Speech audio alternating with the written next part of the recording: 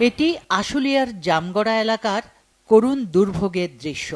প্রচণ্ড খরতাপ চললেও দেখলে মনে হয় এখন যেন বর্ষাকাল। এমন দৃশ্য প্রতিদিনের।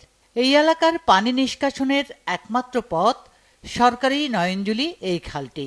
দখলদার ও ভূমিদস্যু চক্র দখল করে বহুতল ভবনসহ নানা রকম স্থাপনা ও বাড়িঘর তৈরি করায় এমন ভোগান্তির সৃষ্টি।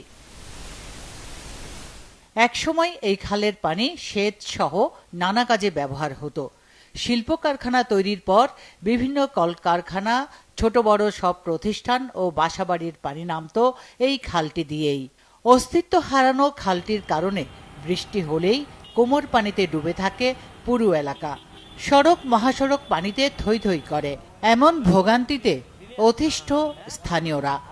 খোদ কারখানা মালিকরাই এর প্রতিকার চান।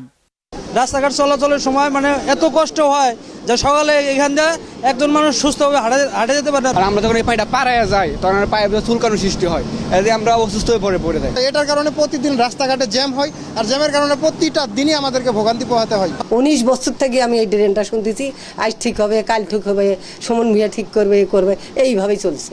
কিছুদিন আগে জামগড়া মেন রাস্তায় একটা লেগুনা পড়ে এই পানিতে 2 জন নিহত পর্যন্ত হয়েছে। এটি বিভিন্ন জনে দখল করে রাখছে, কেউ বাসাবাড়ি, কেউ ফ্যাক্টরিতে দখল করে রাখছে, কারণ এই দখল মুক্ত তো সাধারণ মানুষের পক্ষে সম্ভব না।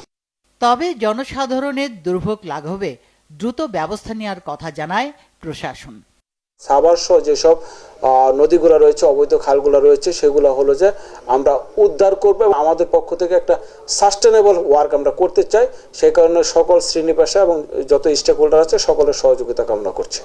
এভাবে চলতে থাকলে অচিরেই শিল্পাঞ্চলটি হুমকির মুখে পড়ার আশঙ্কা করছেন পরিবেশ বিজ্ঞানীরা।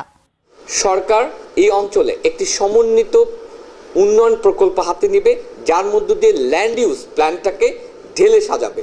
আমি মনে করি এই ইপিজেড সহ এখানে জনপদের যে সকল প্রতিষ্ঠান আছে সেই প্রতিষ্ঠানগুলি একসময় কার্যক্ষমতা হারিয়ে ফেলবে অথবা বসবাসের অনুপযোগী হয়ে যাবে যদি এখনই ব্যবস্থা না নিই। কেমিক্যাল মিশ্রিত বিষাক্ত বর্জ্যের অভিশাপ মুক্ত হবার আকুতি গোটা এলাকাবাসীর। Bangla vision news desk.